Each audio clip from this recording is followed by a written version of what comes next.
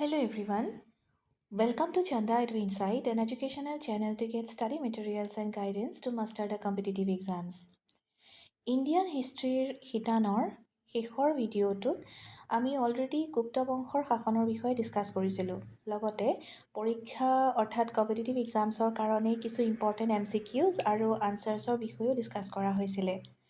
আজি ভিডিঅ'টোত লৈ আহিছোঁ ইয়াৰ পিছৰ পাৰ্ট 2 অৰ্থাৎ আমি ডিছকাছ কৰিম from the decline of the Guptas until the rise of Harshavardhan অৰ্থাৎ গুপ্তসকলৰ অৱসানৰ পৰা ৰজা হৰ্ষবৰ্ধনৰ উত্থানলৈ এই সময়ছোৱাৰ ওপৰত লগতে কিছু দৰকাৰী MCQs আৰু আনচাৰ্ছো দিয়া হৈছে। তদুপৰি 50টা 50 প্ৰবেবল MCQsৰ এখন MCQৰ মক টেষ্ট পেপাৰ আমাৰ চান্দা এডু ইনচাইটৰ হোৱাটছএপ চেনেলত দিয়া হৈছে। আপোনালোকে প্ৰেক্টিছ কৰিব পাৰে। হোৱাটছএপ চেনেলৰ লিংকটো কমেণ্ট ছেকশ্যনত দি দিয়া হৈছে। আনচাৰ কিজো আমি এই চেনেলটোতে শ্বেয়াৰ কৰি দিম। এতিয়া আহকচোন চাওঁ ভিডিঅ'টোৰ ডিটেইলছলৈ যাওঁ। Actually Indian history the rise of Harshavardhan বুলি ক'লে আমি কি পাওঁ? From the decline of the Guptas to the rise of Harsha. Quick summary আচলতে আমি কি শিকিম ইয়াত?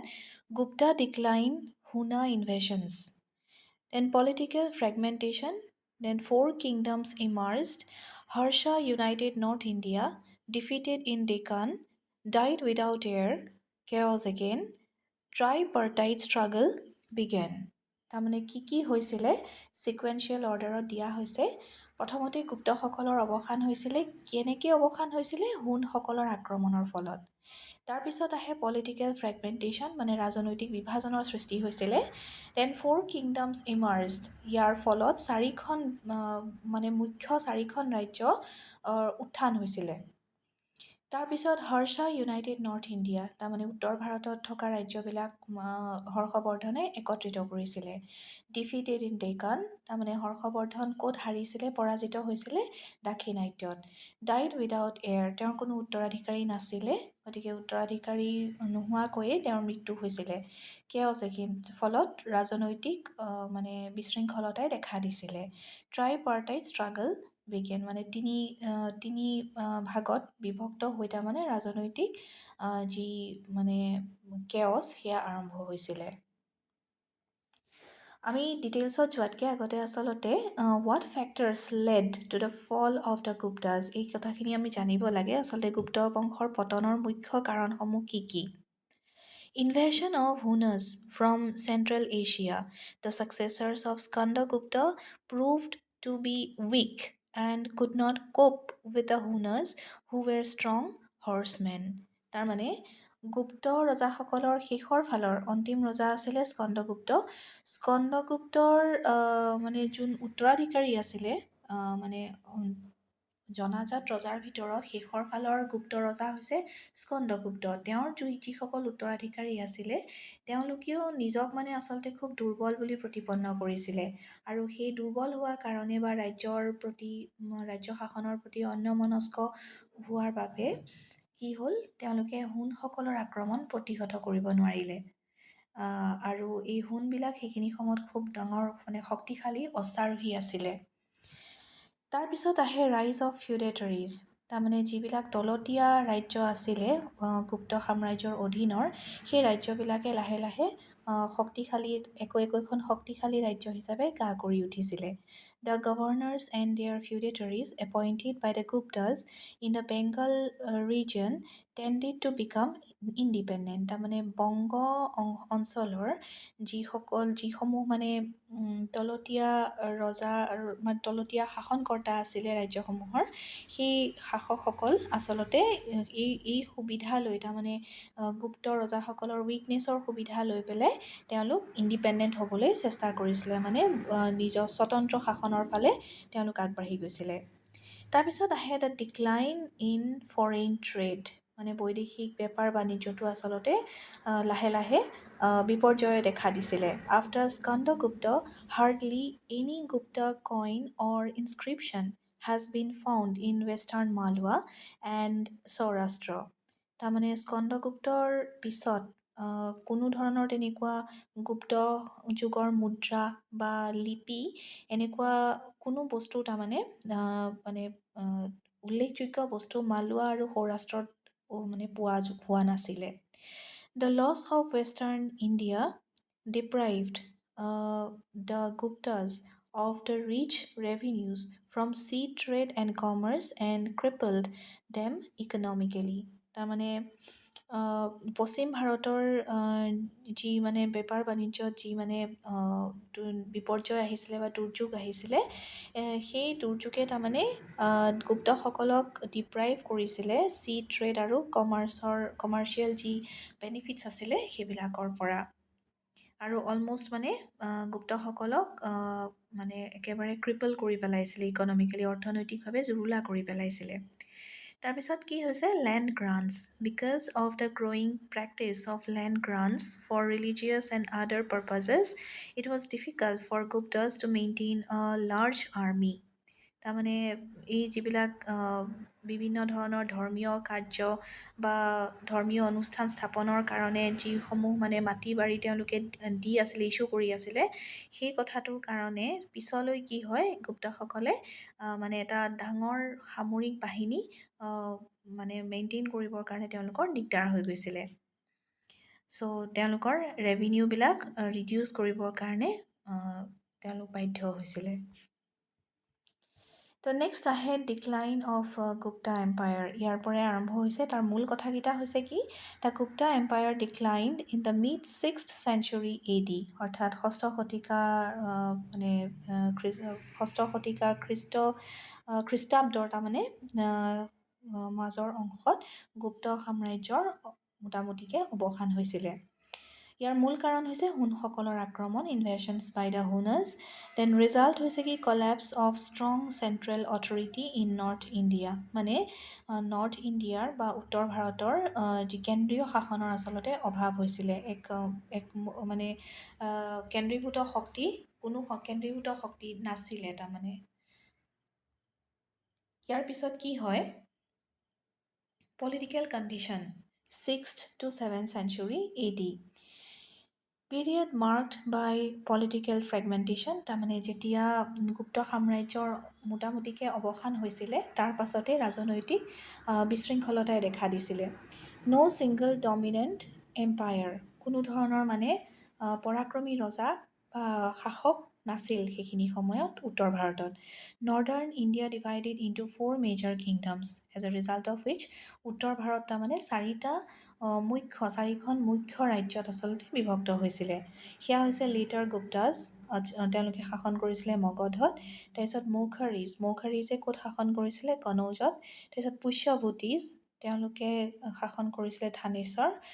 তাৰপিছত মৈত্ৰকাজ, তেওঁলোকে শাসন কৰিছিলে Vallabhi. This kingdoms rule independently with no' central authority. কোনো কেন্দ্ৰীয় কৰ্তৃত্ব নোহোৱাকৈ এই চাৰিখন ৰাজ্যই তেওঁলোকে স্বতন্ত্ৰভাৱে নিজৰ শাসন কাৰ্য চলাইছিলে। তাৰপিছত আহে 4 মেজৰ কিংডমছ লেটাৰ গুপ্তা। যেতিয়া এই কথাখিনিকে বিতংকৈ কোৱা হৈছে আচলতে, লেটাৰ গুপ্তা মানে প্ৰথমতে ইয়াত কোৱা হৈছে লেটাৰ গুপ্তাছ, অৰ্থাৎ মগধত শাসন যোনে কৰি আছিলে, সেই গুপ্তসকলৰ পিছৰ ৰজাসকলৰ তাৰমানে শাসনৰ ঠাই আছিলে Magadha. Not related to the main Gupta dynasty, তেওঁলোকে মূল গুপ্ত বংশৰ সৈতে জড়িত নাছিল। Later shifted to Malwa after defeat by মৌখাৰীসকলে হৰুৱাৰ পিছত বা পৰাজিত কৰাৰ পিছত তেওঁলোকে ক'লৈ নিজৰ স্থানান্তৰ কৰিছিলে, মালৱালৈকে। তাৰপিছত নেক্সট আহে মৌখাৰীজে ক'ৰ পৰা শাসন কৰিছিলে, কনৌজৰ পৰা। Powerful kingdom in north India, উত্তৰ ভাৰতৰ এখন শক্তিশালী ৰাজ্য আছিলে। ডিফিটেড দ্য লেটাৰ গুপ্তাছ, এই গুপ্ত ৰজাসকলৰ পিছৰ ৰজাসকলক কি কৰিছিলে, হৰুৱাইছিলে। তাৰপিছত আহে নেক্সট পুষ্যভূতিজ, বৰ্ধন ডাইনেষ্টি। এই পুষ্যভূতিসকলক বৰ্ধন বংশ বুলিও কোৱা হয়। ৰুল ফ্ৰম থানেশ্বৰৰ পৰা শাসন কৰিছিলে। ইম্পৰ্টেণ্ট ৰুলাৰ্ছবিলাক হৈছে মানে মূল জনাজাত বা বিখ্যাত শাসকসকল হৈছে পুষ্যভূতি বংশৰ Naravardhan, then Rajyavardhan, then Adityavardhan, then Prabhakar Vardhan. Then dynasty founder হৈছে পুষ্যভূতি। এই পুষ্যভূতি বংশৰ প্ৰতিষ্ঠাপক আছিলে পুষ্যভূতি আৰু তেওঁৰ নামেৰেই এই বংশটোৰ নাম পুষ্যভূতি বংশ ৰখা হয় আৰু এই বংশক বৰ্ধন বংশ বুলিও জনা যায়। তাৰপিছত নেক্সট আহে মৈত্ৰকাজ। মৈত্ৰকসকলে শাসন কৰিছিলে বল্লভীত। Developed Vallabhi as a capital, then continued till 8th century AD আৰু তেওঁলোকৰ শাসন অষ্টম শতিকা মানে খ্ৰীষ্টাব্দলৈকে চলিছিলে। তাৰপিছত আহে ৰাইজ অফ হৰ্ষ। ফেমিলি বেকগ্ৰাউণ্ড হৈছে হৰ্ষ মানে হৰ্ষবৰ্ধনৰ কথা কোৱা হৈছে। ফেমিলি বেকগ্ৰাউণ্ডে ফেমিলিটোত কোন কোন আছিলে? ফাদাৰ হৈছে প্ৰভাকৰ বৰ্ধন, এইমাত্ৰ আমি পালোৱেই। প্ৰভাকৰ বৰ্ধন হৈছে পুষ্যভূতি বংশৰ এজন নামী ৰজা, বিখ্যাত ৰজা আৰু তেওঁৱেই হৈছে হৰ্ষবৰ্ধনৰ দেউতাক। দেন ব্ৰাদাৰ আছিলে ৰাজ্যবৰ্ধন, দেন ছিষ্টাৰ আছিলে ৰাজ্যশ্ৰী, মেৰিড টু মৌখৰী কিং গ্ৰহবৰ্ম। তাৰমানে মৌখৰী ৰজা গ্ৰহবৰ্মৰ লগত তেওঁৰ ভগ্নী ৰাজ্যশ্ৰী বৈবাহিক সম্পৰ্ক স্থাপন কৰা হৈছিলে। তাৰপিছত আহে political events before Harsha's rule.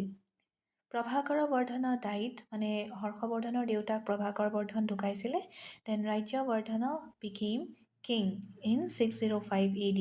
তো তেওঁৰ পুত্ৰ ৰাজ্যবৰ্ধন, মানে প্ৰভাকৰ বৰ্ধনৰ দুজন পুতেক আছিলে, এজন হৈছিলে ৰাজ্যবৰ্ধন, আনজন হৈছে হৰ্ষবৰ্ধন। ৰাজ্যবৰ্ধন ৰজা হ'ল যেতিয়া প্ৰভাকৰ বৰ্ধন ঢুকালে। Then Devagupta of Malwa killed Grahavarma. Grahavarma হৈছে হৰ্ষবৰ্ধনৰ ভগ্নী অৰ্থাৎ ৰাজ্যশ্ৰীৰ স্বামী, মানে হাজবেণ্ড আছিলে। তো দেৱগুপ্তই মালৱাৰ দেৱগুপ্তই তেওঁক হত্যা কৰিছিলে। দেন ৰাজ্যশ্ৰী ইম্প্ৰিজনড, তাৰমানে তেওঁলোক হৰ্ষবৰ্ধনৰ ভগ্নী ৰাজ্যশ্ৰীক কাৰাগাৰত থ্ৰ' কৰা হৈছিলে।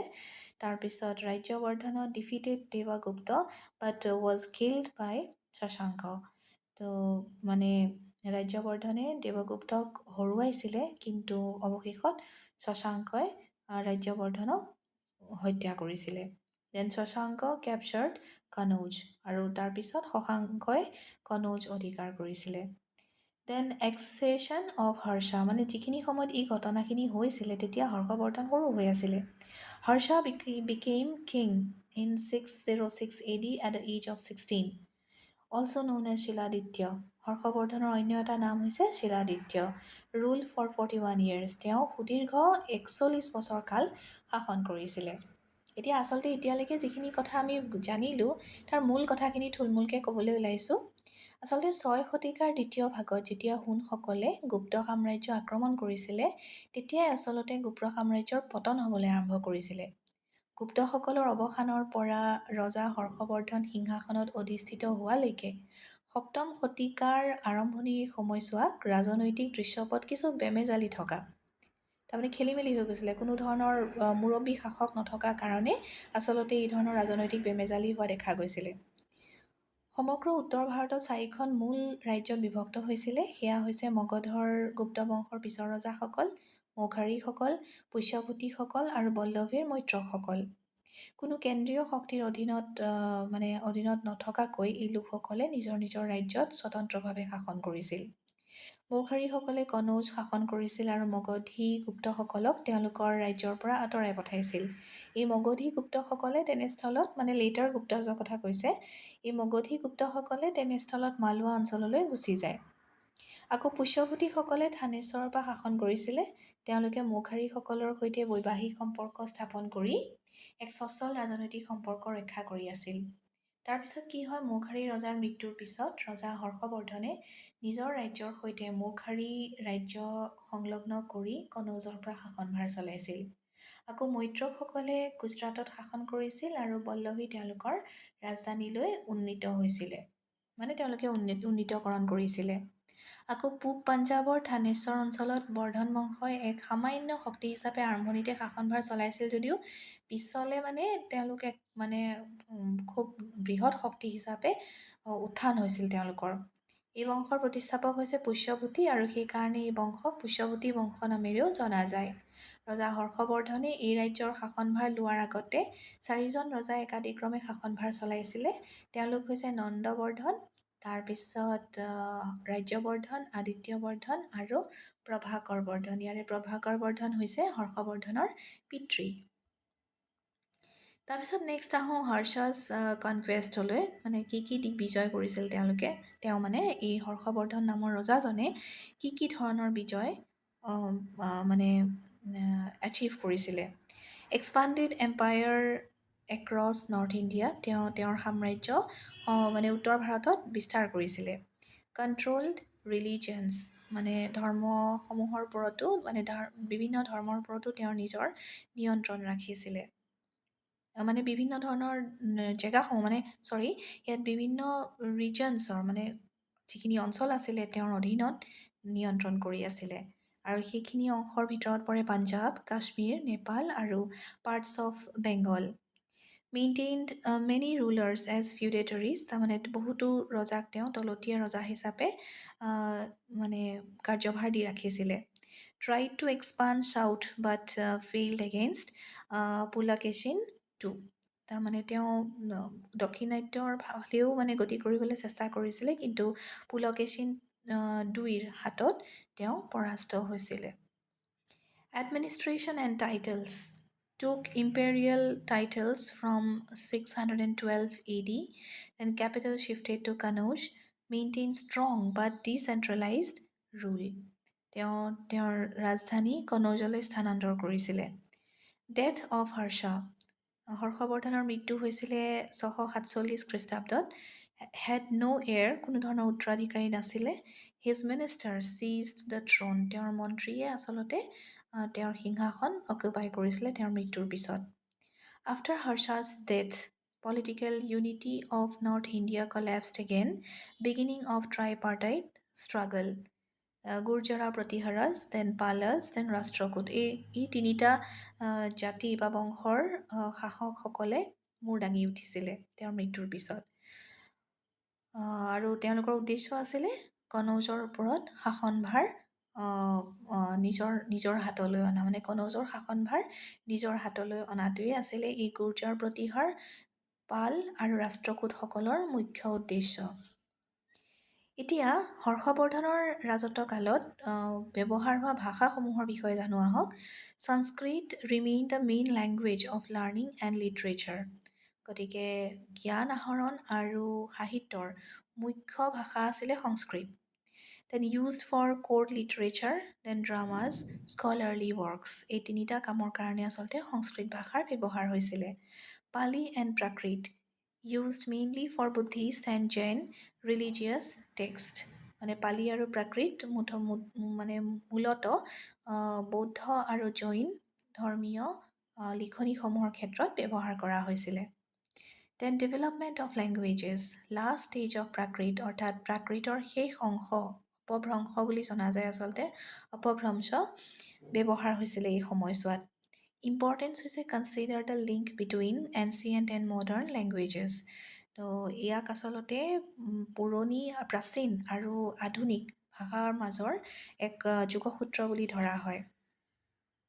gave rise to modern Indian languages like Hindi, Gujarati, Marathi and Bangla. Then religious and Smriti literature. Puranas covered topics like donations, then holy places, then vratas, then image consecration. তাৰমানে দান, তীৰ্থ, তাৰপিছত ব্ৰত আৰু image কনচেক্ৰেশ্যন, এই কেইটা বস্তুকে মানে cover কৰি পুৰাণসমূহ লিখা হৈছিলে। তাৰপিছত ইম্পৰ্টেণ্ট স্মৃতিজ হৈছে নাৰদ স্মৃতি, কাত্যায়না স্মৃতি, দেন পলিটিকেল ইথিকেল টেক্সটৰ ভিতৰত পৰিছে নীতিসাৰ অন পলিটি এণ্ড এথিক্স। গতিকে সেইখিনি সময়ৰ মুখ্য গ্ৰন্থসমূহৰ ভিতৰত এইখিনিয়ে উল্লেখযোগ্য। তাৰপিছত আহে লিটাৰেচাৰ আণ্ডাৰ হৰ্ষা, হৰ্ষবৰ্ধনৰ অধীনত মানে তত্বাৱধানত কি ধৰণৰ সাহিত্য ৰচনা কৰা হৈছিলে। হৰ্ষা ৱাজ অলছ' আ প্লে ৰাইটাৰ, তেওঁ মানে কি কৰিছিলে, নাটকৰ লিখক আছিলে আচলতে। হিজ ফেমাছ সংস্কৃত ড্ৰামাজ ৱেৰ ৰত্নাৱলী, দেন নাগানন্দ, দেন প্ৰিয়া দৰ্শিকা, এই তিনিখন তেওঁ লিখা ফেমাছ কিতাপ নাটক। তাৰপিছত তেওঁৰ যুগৰ আচলতে হৰ্ষবৰ্ধনৰ সময়ছোৱাৰ অন্য দুজন বিখ্যাত লিখক হৈছে বাণভট্ট আৰু শোভা বাণভট্ট আৰু ভৰ্তৃহৰি। বাণভট্টৰ লিখনি হৈছে কাদম্বৰী আৰু হৰ্ষচৰিত আৰু ভৰ্তৃহৰিৰ লিখনি হৈছে শোভা চিতাৱলী and other scholars were Mayura and Diwakara. Science and astronomy major works in astronomy বৰাহমিহিৰে কৰিছিলে। দেন ৱৰ্ক হৈছে পঞ্চসিদ্ধান্তিকা। দেন ব্ৰহ্মগুপ্তৰ ৱৰ্ক হৈছে ব্ৰহ্ম স্ফুট সিদ্ধান্ত। তাৰপিছত আহে পৰিব্ৰাজক, সেইখিনি সময়ৰ ভাৰতত পৰিভ্ৰমণ কৰা পৰিব্ৰাজকৰ কথা। হিউৱেন চাং, তেওঁক জুৱান জেং বুলিও কোৱা হয়। The Chinese Buddhist pilgrim visited India in 629 AD during Harsha Vardhana's reign and stayed for roughly 13 to 16 years, recording his findings in CUK নামৰ কিতাপখনত। আচলতে তেওঁ সেইখিনি সময়ৰ ৰাজনৈতিক হওক বা ধৰ্ম সম্পৰ্কীয় হওক বা সমাজ ব্যৱস্থা হওক, এই গোটেইখিনি বস্তু হিউৱেন চাঙে তেওঁৰ লিখনিত মেনশ্যন কৰিছিলে। He studied at Nalanda University, offering a balanced view of Indian society, administration and religion while highly praising Harsha's rule. গতিকে তেওঁ এইখিনি বস্তু আচলতে তেওঁৰ লিখনিত তেওঁ অধ্যয়নো কৰিছিলে প্লাছ নিজৰ টোকাও লিখি থৈ গৈছে। Next আহে question answers. The first question is, which political feature best characterizes northern India immediately after the decline of the Guptas in the late 5th to 6th centuries C? Complete political anarchy and with no organized states, a highly centralized empire under a single monarch, a mosaic of regional kingdoms and feudatory chiefs, then direct control of most regions by foreign nomadic invaders. মানে সেইখিনি সময়ত যেতিয়া মানে গুপ্ত সাম্ৰাজ্যৰ পতন হৈছিলে, তাৰ পিছৰ যিটো ৰাজনৈতিক অৱস্থা আছিলে উত্তৰ ভাৰতৰ, সেই ৰাজনৈতিক অৱস্থাৰ তলৰ কোনটো অপশ্যনে আটাইতকৈ ভালকৈ ডিছক্ৰাইব কৰিব পাৰিছে তাকে সোধা হৈছে। ইয়াৰ শুদ্ধ উত্তৰটো হৈছে option C, a mosaic of regional kingdoms and feudatory chiefs. Next question হৈছে, which of the following best explains how the Huna invasions affected the late Gupta Empire? অৰ্থাৎ হুনসকলৰ আক্ৰমণে শেষৰ গুপ্ত সাম্ৰাজ্যক তাৰমানে কি ধৰণে অপকাৰ কৰিছিলে, কি ধৰণে এফেক্ট কৰিছিলে। They immediately unified all Indian kingdoms under Huna rule. Then option B, they caused a complete disappearance of urban life in northern India. Then option C, they led to the Gupta conquest of Central Asia and permanent expansion. Then option D, they contributed to the weakening and fragmentation of the Gupta authority. Correct answer is option D, that is they contributed to the weakening and fragmentation of Gupta authority.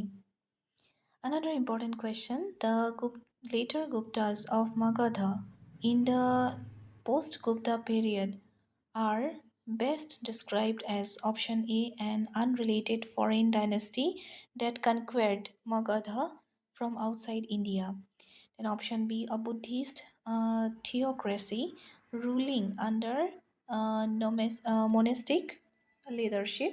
Then a purely tribal chiefdom with no connection to earlier state sculptures. A regional successor line that claimed continuity with the imperial Guptas. তাৰমানে সুধিছে কি, the later Guptas in Magadha in the post-Gupta period are best described as, তাৰমানে গুপ্তসকলৰ অন্তিম ৰজাসকল যিসকলে মগধী গুপ্তসকলে তাৰমানে কি ধৰণে তেওঁলোকক ডিছক্ৰাইব কৰিব পাৰি সুধিছে। The correct answer is option D, that is a regional successor line that claimed continuity with the imperial Guptas. Next is, the Pushyabhuti dynasty first rose to prominence in which region?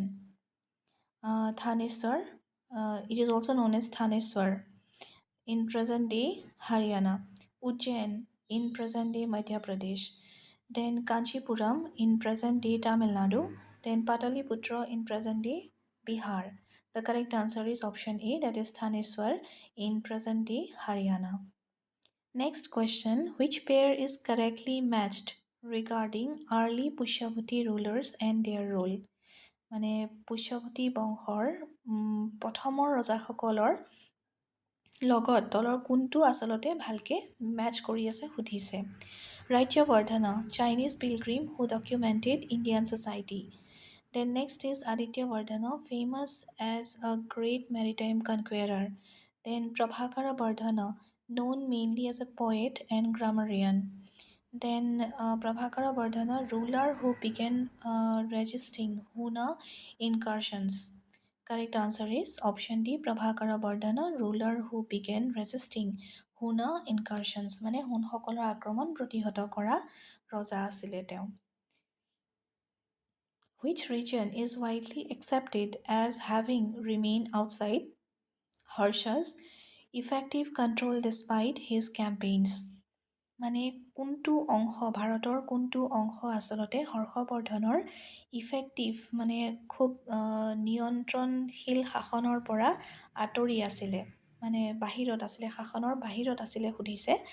Option A most of eastern Bengal এয়া নহয়। Then option B large parts of Deccan, দাক্ষিণাত্য তেওঁ শাসন কৰিব পৰা নাছিলে, গতিকে option B is the correct answer. That is large parts of the Deccan including territories under the Chalukyas. The next question, Harsha's famous defeat or check-in the south is traditionally associated with which ruler? মানে হৰ্ষবৰ্ধনৰ যি পৰাজয় আছিলে দাক্ষিণাত্যক লৈ পেলাই সেয়া আচলতে কোনজন শাসকৰ লগত ৰিলেটেড হয়? Option A is Narasimha Barman, one of the Pallavas, then Chandragupta, one of the Guptas, then option C, Samudragupta of the Guptas, then Pulakeshin, two of the Chalukyas. The correct answer is option D, that is Pulakeshin, two of the Chalukyas. Then Kannauj became particularly important in Harsha's time because it মানে কনৌজ হৰ্ষবৰ্ধনৰ সময়ত বিশেষভাৱে মানে উল্লেখযোগ্য হৈ পৰিছিলে কিয়? Option A লে completely outside হাৰ্চাছ dominions, এইটো নহয়। Then option B served as is major political centre and symbol of the north Indian power. Then option C was the birth place of the Gupta dynasty. Then option D was a remote pilgrimage site with no' political rule. ইয়াত চিও নহয়, ডিও নহয়, এও নহয়। The correct answer is option B, served as his major political center and symbol of North Indian power. Next question, what is a key political difference between the Gupta Empire and Harsha's kingdom? অৰ্থাৎ হৰ্ষবৰ্ধনৰ ৰাজ্য আৰু গুপ্ত সাম্ৰাজ্যৰ মাজত কি ৰাজনৈতিক পাৰ্থক্য দেখা যায়? Option A, Harsha's kingdom is clearly more extensive and stable than the Gupta Empire. Then option B, the Guptas never controlled any part of North India. Then option C, Harsha's reign was more regionally limited and less enduring than the Gupta Empire. Then option D, the Guptas ruled only the Deccan while Harsha ruled only the Himalayas. The correct answer is option C, that is Harsha's reign was more regionally limited and less enduring than the Gupta Empire. Next question, which language dominated courtly and inscriptional culture from the late Gupta through Harsha's time? Option A, Chinese, option B, Prakrit, then option C, Persian, then option D, Sanskrit. তাৰমানে সুধিছে court আৰু ইনস্ক্ৰিপশ্যনেল কালচাৰত কোনটো ভাষা ব্যৱহাৰ কৰা হৈছিলে? Option D is the correct option, that is Sanskrit. Next question, Banas Harsha Charita, মানে Banabhatta's Harsha Charita is important for understanding Harsha's reign because it, option A, is an inscription carved by Harsha's enemies to criticize him, etu nohoy. Then next is a mathematical treatise on astronomy written in Sanskrit, eo nohoy. Next is option C, is a Sanskrit biographical kavya that praises Harsha and offers insight into court life. Etu শুদ্ধ হয়। Option D is a strictly neutral factual chronicle with no' literary. এইটো option C টো হৈছে শুদ্ধ উত্তৰ। Then next is which post-Gupta kingdom was a major rival of the Pushyavatis and Harsha in the Ganga plains before being subdued? গতিকে গুপ্ত কোনটো মানে গুপ্ত বংশৰ পিছৰ কোনখন ৰাজ্য আচলতে পুষ্যভূতিসকলৰ খুব ডাঙৰ বিদ্ৰোহী আছিলে, মানে এগেইনষ্টত আছিলে, শত্ৰু আছিলে, আৰু হৰ্ষবৰ্ধনৰো শত্ৰু আছিলে গংগা প্লেইনছৰ পৰা, মানে গংগা সমভূমিৰ পৰা।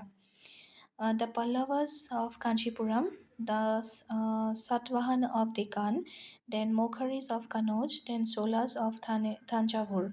The correct answer is the Mokharis of Kanauj.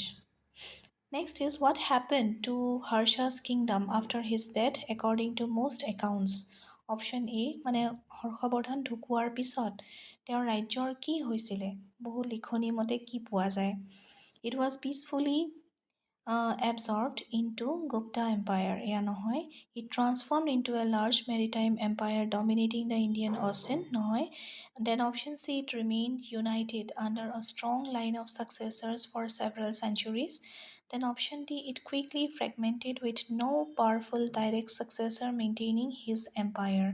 Option D is the correct option. ইয়াত মানে আচলতে ৰাজনৈতিক বিপৰ্যয় দেখা দিছিলে আৰু ফ্ৰেগমেণ্টেশ্যন হৈছিলে, ফাট মেলিছিলে। Then next question, Harsha was also known as option A, Vikramaditya, option B, Chandragupta, option C, Shiladitya, option D, Ashoka. The correct answer is option C, that is Shiladitya. The next question, who was the author of Harsha Charita? Option A, Bhartrihari, then option B, Mayura, then option C, Banabhatta, then option D, Kalidasa. The correct answer is option C, that is Banabhatta. গতিকে এইখিনিয়ে আছিলে আচলতে হৰ্ষবৰ্ধন অৰ্থাৎ পুষ্যভূতি বংশৰ related important ইনফৰমেশ্যনছ, আৰু সেইখিনি সময়তে আচলতে শাসন কৰা অন্যান্য ৰজাসমূহৰো আৰু ৰাজ্যসমূহৰো কিছু ইনফৰমেশ্যনছ। আশা কৰোঁ সকলোৰে কামত আহিব, সকলোৱে চাব। কিবা কুৱেৰিজ থাকিলে আপোনালোকে কমেণ্ট ছেকশ্যনত লিখিব পাৰে। থেংক ইউ, কিপ ৱাচিং।